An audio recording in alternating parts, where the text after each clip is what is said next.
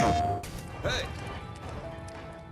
Greetings friend and welcome to the channel. Today we're going to be diving into Everdark Libra and everything that you need to know for that, and there is a lot to cover, so we're going to just go ahead and get right into it. This is the relic setup that I went with for my raider on my solo expedition. The Evergel relic is just way too good for the attack boost that you get even from doing a few Evergels. Partial HP restoration, amazing on raider, as well as the taking attacks improves attack power. And the last one is just great for increasing your colossal weapon attack power, more endurance, and increasing the buff that you get from his ultimate. This is the Everdark version of Libra's relic. The only real difference is the rune discount has been replaced by the taking attacks improves attack power, which is a nice buff, but the rest of it is just not relevant as of right now. These screenshots come from Reddit user T-Pellium, whose post I will link in the description, but it goes over the loadouts that the different condemned can have.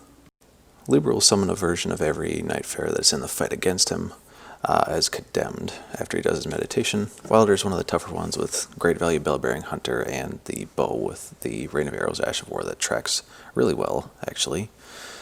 Guardian, the dual fingerprint shield is probably one of the toughest ones that he has, because he'll just turtle up behind that. You either need to be able to kick or backstab to get past him.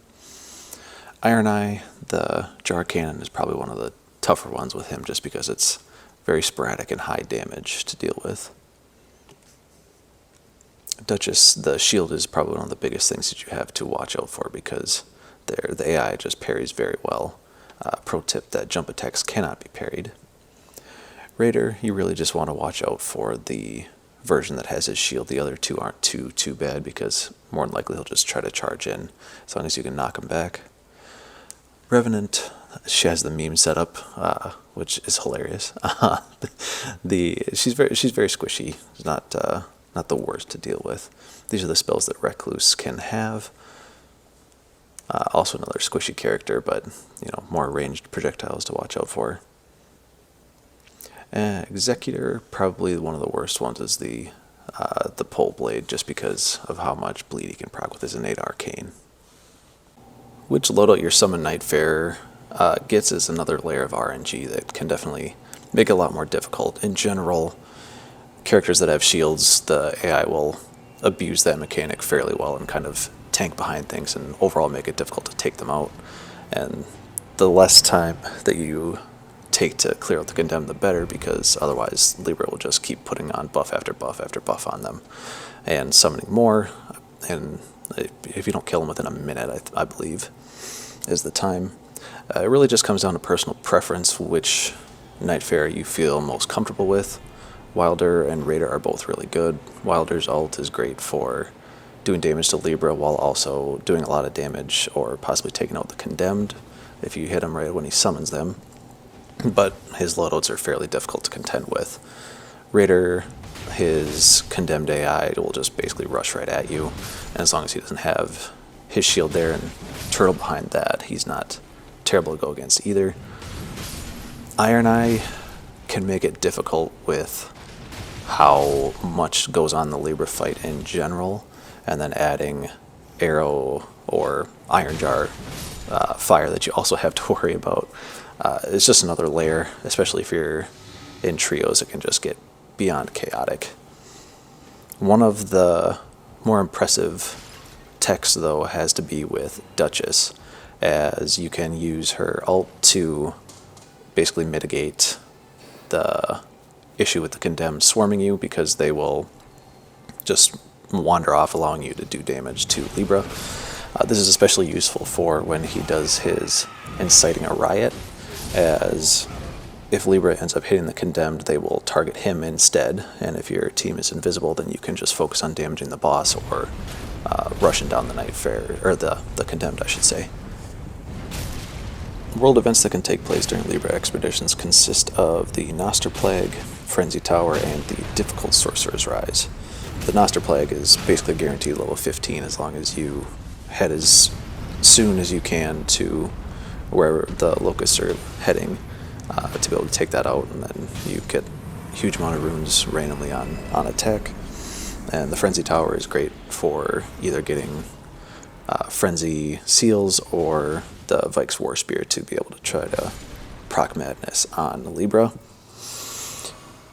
In regards to weaknesses for Libra, Holy is going to be your best at 35%, Fire at 20%, and Slash damage has a 10% boost, so anything like katanas, daggers, curved swords, things like that. He also has a 20% damage mitigation for any magic damage. When it comes to statuses, he is fairly susceptible to Poison, Rot, and Madness. Madness of which will lock him in for a little bit and allow you to do some damage. As well as Bleed and Frost. If you wanted to run a Shifting Earth, my recommendation would be to use Noklateo. The revive from defeating Astel as well as the guaranteed legendary will always help, as well as the increased chances for legendaries and just the amount of drops that you can get throughout the city as well. The Crater is also not a bad option if you wanted to have a higher chance of getting fire weapons. Things like Mogwin Spear will work really well, or Cranial Vessel Candlestand for the AoE. It's a little bit slow of an attack, but it can be used for the AoE effect to clear the Condemned. The Rotting Woods can also be good if you want to utilize Executor and get Rot or Poison or anything like that, anything that will help you build Bleed, to be able to proc that quicker on him, as he is fairly susceptible to those. There are also a fair amount of bosses that you can fight and get the drops from those, a lot of times at least epic rarity. The one I would recommend the least would have to be the Mountaintop, only because it's the really only positive of it is that it can have the Frenzy Tower world event spawn, but all of the Frost buffs that you get to the resistance for that have no impact on this fight. The only other one that you can get the Frenzy Tower on is Noklateo, which is also part of the reason that is my number one recommendation.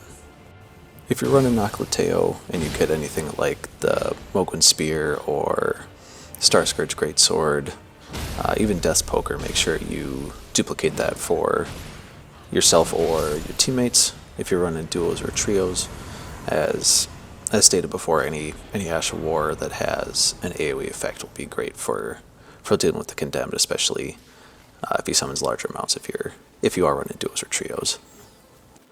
The general consensus is, if you're having difficulty with the fight, like I know I did, is to try to do either solo or duo, just for the lower amount of Condemned that gets summoned. Trios is definitely still possible, even with randoms. It's just a lot more chaotic and requires that they prioritize staying alive and rushing down the Condemned as quickly as possible so it doesn't get out of control with how many he summons. Passives and talismans you want to watch out for is anything that increases holy damage negation as the primary damage that Libra will be doing. Also anything that negates damage for your specific Nightfarer that you have, whether that be successive attacks for melee characters or while casting spells for Revenant or Recluse. That will all be the best, because it's very much a battle of attrition, just with how many different things there are to balance and deal with. You can't it's almost impossible to dodge everything, so best to just increase your survivability as well as stack damage, because on top of all of the other mechanics and craziness and just pure chaos, he also has the highest current health pool for any Everdark boss to top that all off. If you want, you can watch the rest of this expedition. As you can see, I've sped up the traversal parts, but kept them in just to help if anyone wants to see the pathing that I choose for it. General strategy was just to hit as many Evergils as I could day one with Noklateo, because there isn't a castle to farm and get everything that you need out of there. And then day two, just spend a Noklateo, get as many legendaries as you can, and just stack up for the boss. Or if you want, you can also skip to the end, and I'll be going over the all of the different things that you need to know for the boss, moveset, and mechanics, and a little bit of commentary on that fight.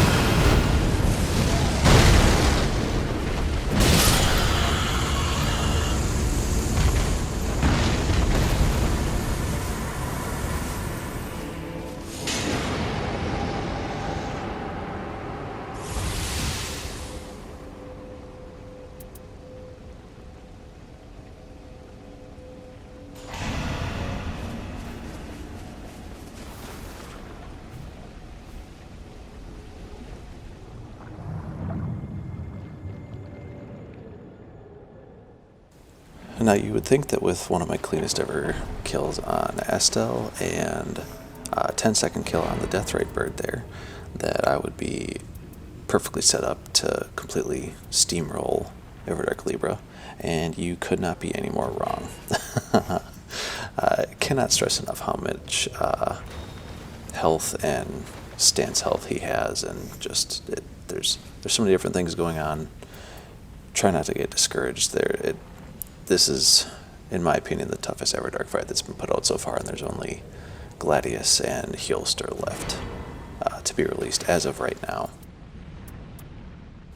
I'll go over the gimmicks and mechanics of the fight as they come up, just to kind of tie it together instead of just talking about them without it being on screen.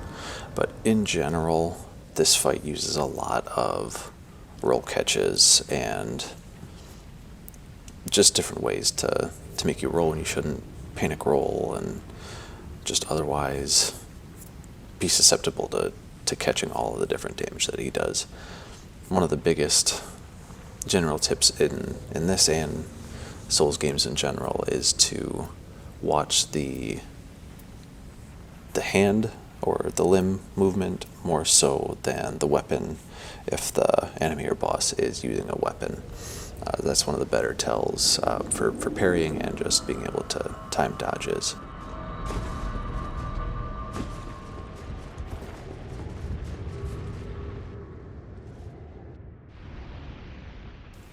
For the deals for the fight, the only one that you should really even be considering is the one that increases your resistance to ailments, just because it gives you so much more time before madness procs on yourself.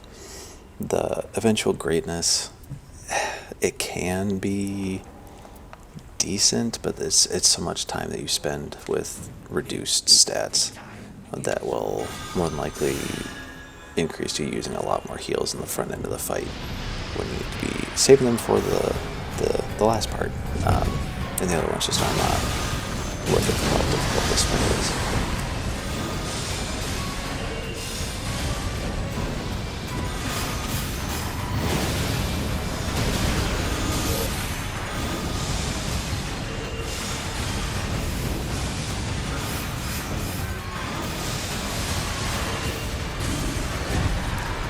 So there you can see that the columns can be rolled out of towards the end, or you can just normal sprint out of them to better be able to position yourself. This meditation cannot be interrupted like it can in the base fight. Best to just apply any buffs that you have while he's doing that. And this is the first condemned he summons. The Preacher's Madness makes it so your attacks will do madness damage, as you can see, proc upgrader there, so you can, even if you don't have it on your weapons, proc it on Libra in this section.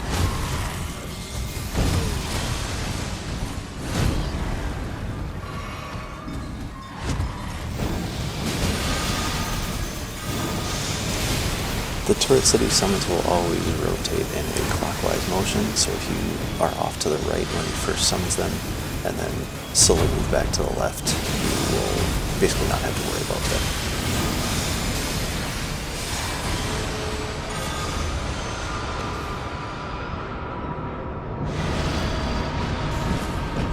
And the False Blessing is, you can, even if you don't read that, there's a lot going on the screen. You have those rings on your character, and this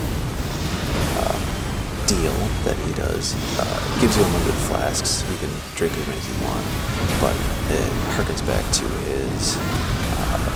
his deal that he can offer in the beginning, where each time you use one you will lose a level, so be very wary of that. Luckily I didn't have to use one here because he angered his condemned and had to attack him.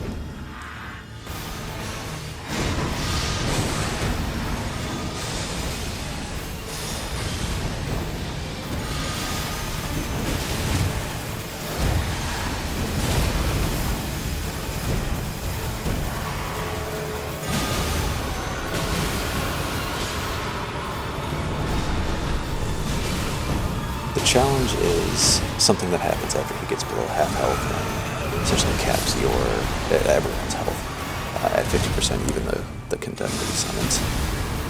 And this was just completely unfortunate. Timing and everything, I could not roll out of it.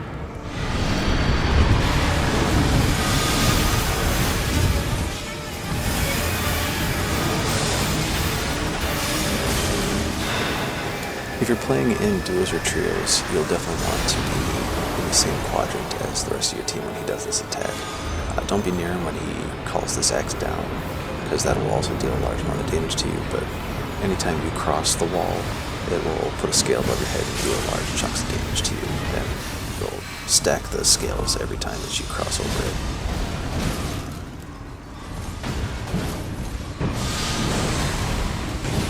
The Rite has him summon 2 Condemned for every Nightfarer in the fight, so 2 for solo, 4 for duos, and 6 for trios. On top of any other ones that are still in the fight. But these ones, when he does this, can be a lot more sporadic with their aggroing. They can go after Libra or each other as they currently are, while I can focus on Libra.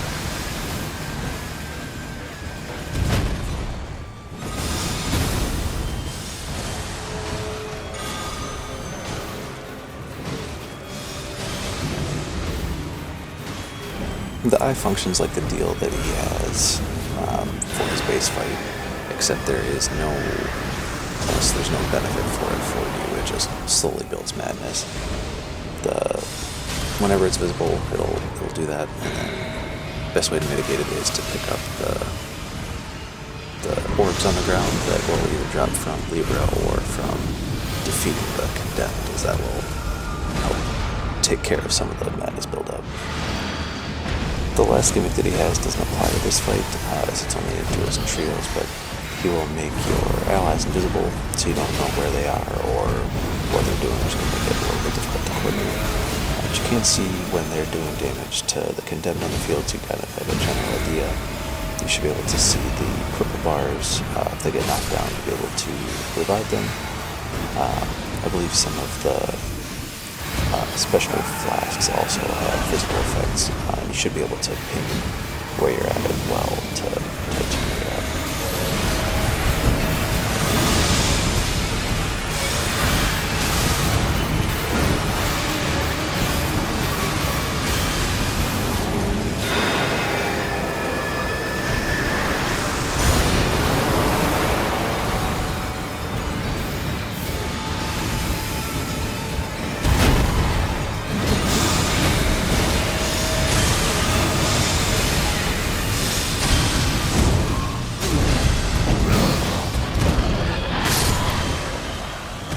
That could not have been any closer if I had tried. Let me know if you have any other tips or tricks that you found in your expeditions in the comments below, and do not forget, you're beautiful. Thank you so much for watching, and have a great rest of your day. PlayStation